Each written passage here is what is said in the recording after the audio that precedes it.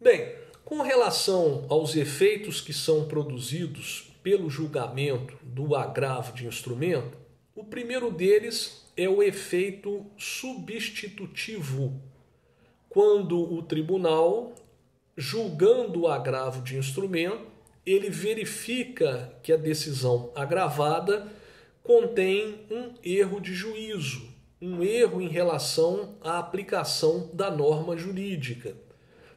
Outro efeito produzido pelo julgamento do agravo de instrumento é o efeito invalidativo, quando o tribunal, no julgamento do agravo de instrumento, verifica que a decisão interlocutória ela contém um vício de atividade, um vício de processo, um vício de procedimento. Então, vai invalidar a decisão agravada, fazendo com que ela desapareça do mundo jurídico e que outra decisão agravada seja proferida em seu lugar. E, finalmente, em algumas situações, pode acontecer, em decorrência do julgamento do agravo, o denominado efeito extensivo ou efeito expansivo, quando o julgamento do agravo não só produz a insubsistência da decisão agravada, como também, prestem atenção, atinge todos os demais atos processuais praticados posteriormente a essa decisão. E eu vou fornecer para os senhores um exemplo que vai ficar muito claro para que vocês possam entender. Vamos imaginar que num processo que tramita em primeiro grau de jurisdição, o réu, como preliminar de contestação, alegou a incompetência absoluta do juízo. O juiz rejeitou essa preliminar. O que fez o réu? Interpôs agravo de instrumento junto ao tribunal. Como o agravo não tem como regra da sua interposição o efeito suspensivo, e como no caso o desembargador relator também não concedeu o efeito suspensivo, o que ocorreu? Houve um desdobramento do procedimento, com a ação em que foi proferida a decisão interlocutória, tramitando aqui em primeiro grau de jurisdição, e o agravo de instrumento tramitando em segundo grau de jurisdição. Então, seguiu a vida. Aí, no final do processo, o juiz julgou procedente o pedido do autor, por sentença, proferiu uma sentença. Logo após, o tribunal, no julgamento do agravo de instrumento, ele reconheceu a incompetência absoluta do juízo. Aí eu pergunto para os senhores o seguinte: o que vai acontecer nesse caso?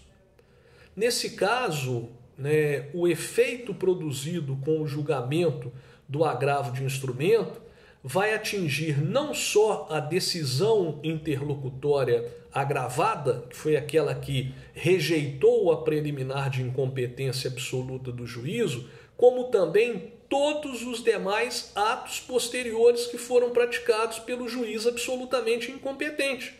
Inclusive, nesse caso, vai ocorrer a cassação da sentença, que encontra-se incompatível com a realidade do julgamento feito pelo tribunal. A isto se chama efeito extensivo ou efeito expansivo. Com relação à tempestividade do agravo de instrumento, com exceção dos embargos declaratórios, cujo prazo para interposição é de 5 dias úteis, o CPC de 2015 ele concedeu um tratamento temporal uniforme para os demais recursos.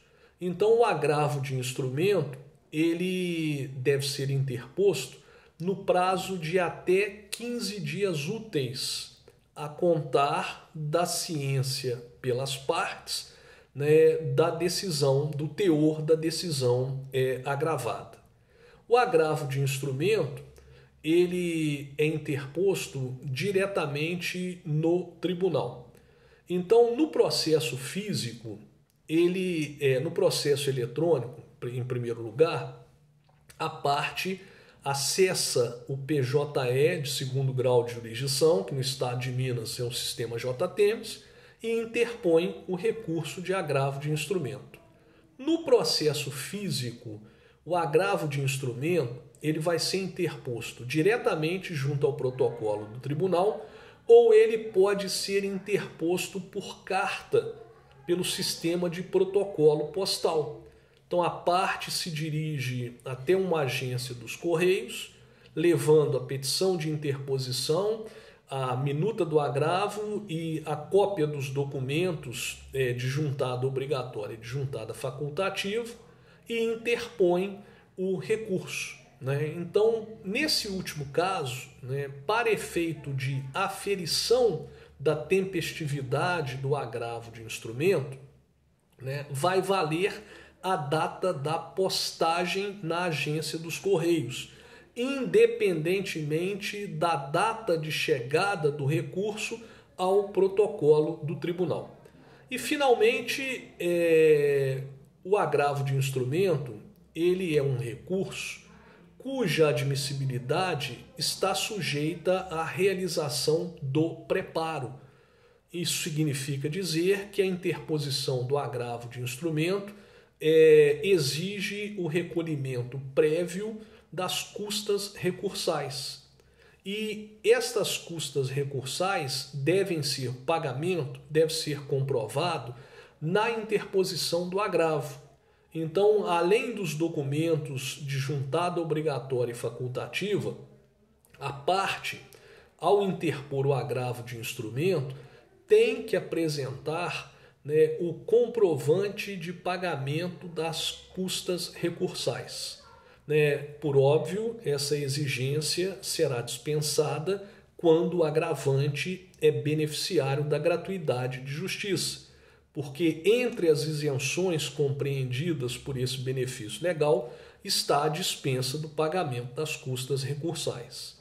Caso o agravante não seja beneficiário da gratuidade de justiça e interponha um agravo de instrumento sem realizar o preparo, o desembargador relator vai aplicar a pena de pagamento em dobro.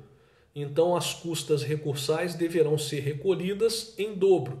Caso não seja efetuado esse recolhimento, será aplicada a pena de deserção e o agravo de instrumento não será admitido.